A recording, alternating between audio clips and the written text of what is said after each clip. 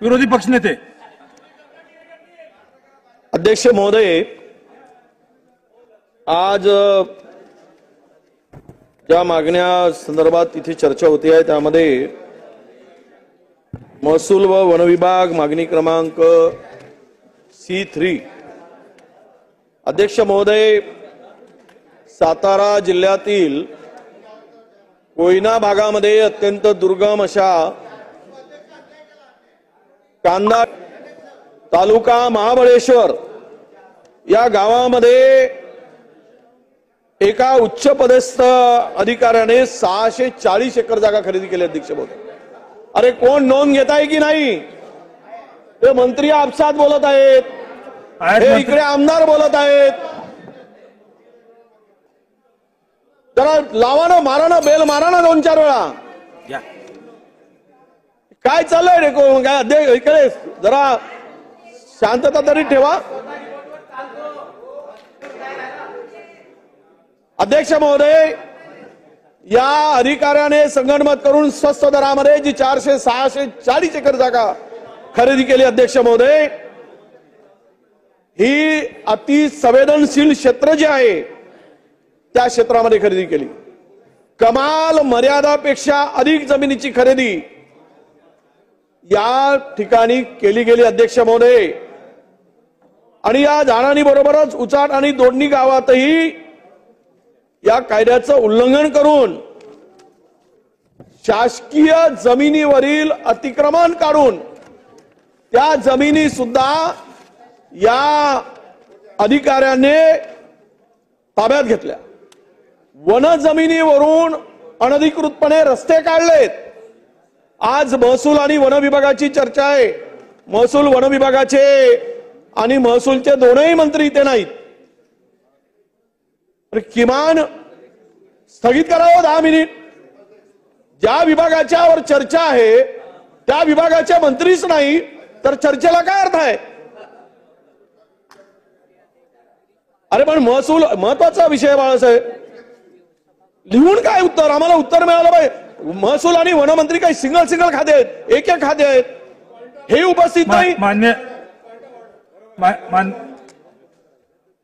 अध्यक्ष महोदय, सन्माननीय विरोधी पक्षनेते महोदय या ठिकाणी भाषण करतायत.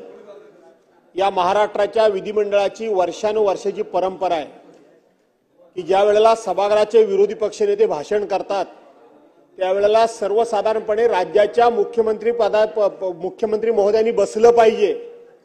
आणि यापूर्वीचे मुख्यमंत्री कायम विरोधी पक्षनेते या भाषणाला बसत असत.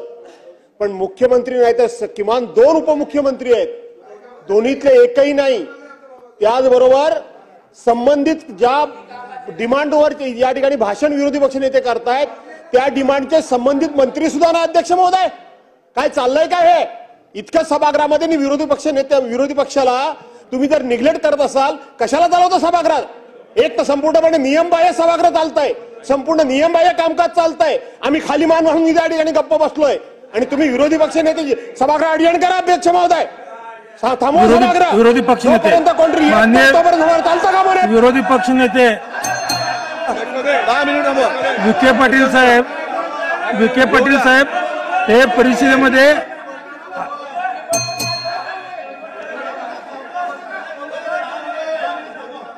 नानाभाऊ अध्यक्ष महाराज, विखे पाटील साहेब वरच्या सभागृहामध्ये प्रश्नोत्तराचा तास संपल्यानंतर सभागृहात येणार आहेत आणि आदितीताई तटकरे यांना उपस्थितीचा संदेश दिलाय. त्या लवकरच इथे येतात. आपण तोपर्यंत चालू करू. विरोधी पक्षनेते आपण नानाभाऊ अध्यक्ष महाराज, तुम्ही आता जो काही सांगितलं की कोण मंत्री कुठं आहेत असं तुम्ही सांगितलं. अध्यक्ष महाराज, आपण कामकाज दिलेलं. अध्यक्ष महाराज, कुठलं कामकाज किती वाजता येणार आहे हे माननीय मंत्री महोदयांना माहिती आहे. आपली परंपरा राहिली अध्यक्ष महाराज की विरोधी पक्ष नेता जेव्हा भाषण द्यायला उभं होतं तर तिथं आता 2 उपमुख्यमंत्री केले. 3 तोंडाचं इंजिन आहे साहेब इथं. अध्यक्ष महाराज, एक तरी इंजिन राहिलं पाहिजे ना. विरोधी पक्ष नेत्याचाच म्हणजे तुम्हाला लोकशाहीच्या व्यवस्थेची मान्यताच नाही या सरकारला असं म्हणायचं का अध्यक्ष महाराज? निरोप पाठवला येतील तोपर्यंत आपण चालू कोण करू. निरोप विरोधी पाठवतील? पक्षनेते काय गंभीर नाही सरकार. विरोधी पक्षनेते आपण चालू करू. नाही काय चालू करू, पुन्हा पुढे बोलू. कोण आहे ते आरोग्य खात्याचे मंत्री होते तेही गेले. उपमुख्यमंत्री महोदय आलेले आहेत, आपण चालू करू. अरे अशी पद्धत नाही हो अध्यक्ष महोदय, तुम्हाला विनंती आहे आमची. हे पद्धतच आहे, नवीन पद्धत तुम्ही सभागृहामध्ये आणताय उद्या.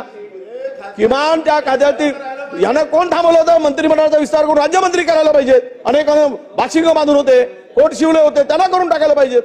पण आज जे मंत्री आहेत, आम्ही बोलतो, ऐकायला नसेल तर माझी विनंती आहे तुम्हाला की तुम्ही 10 मिनिटासाठी सभागृह तहकूब करा, सगळ्यांना बोलवा आणि मग चर्चेला सुरुवात करा. विरोधी पक्षनेते आलेले आहेत, माननीय उपमुख्यमंत्री अजितदादा आलेले आहेत, चालू करा. आपण मंत्री महोदय आहेत इथं. आपण म्हणतायत महसूल मंत्री, आरोग्य मंत्री हे वरच्या सभागृहामध्ये प्रश्नोत्तर तास सुरू आहे. त्यांना मी निरोप दिला, त्यांनी चिठ्ठी पाठवली की आमचे प्रश्न 3 प्रश्न दोघांचे आहेत, त्यामुळे ते दोघे वरच्या सभागृहात आहेत.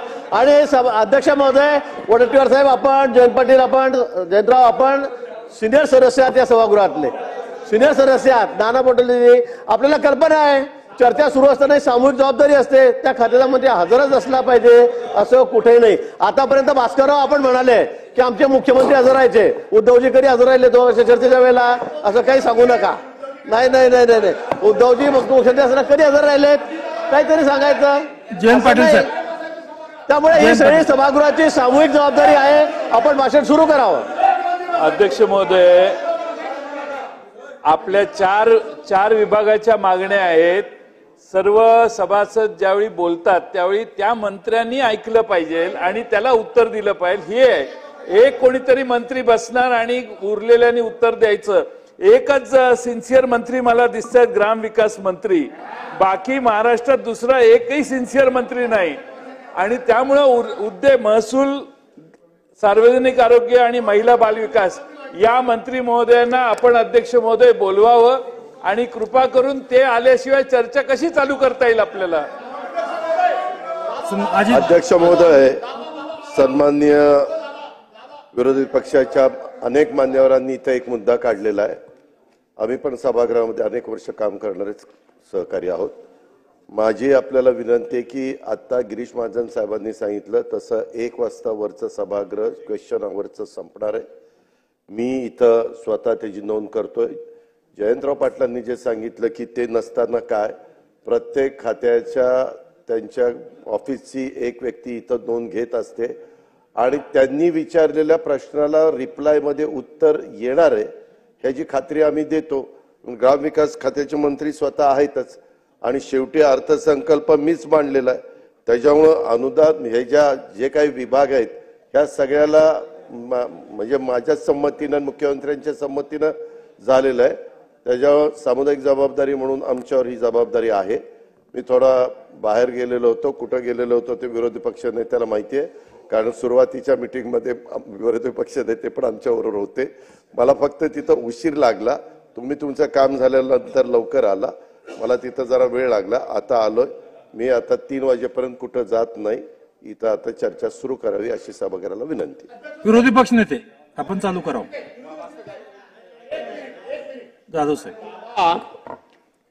तुम्ही बसता हे मान्य आहे. 2014 सालापासून आणखीन एक, पूर्वीच्या 2014 पासूनच्या सरकारनं आणखीन एक प्रथा बिघडवलेली आहे. ज्या वेळेला महत्वाच्या विषयावर चर्चा असायची त्यावेळेला या लॉबीमध्ये त्या खात्याचे सचिव बसलेले असायचे. मी स्वतः पाहिलंय.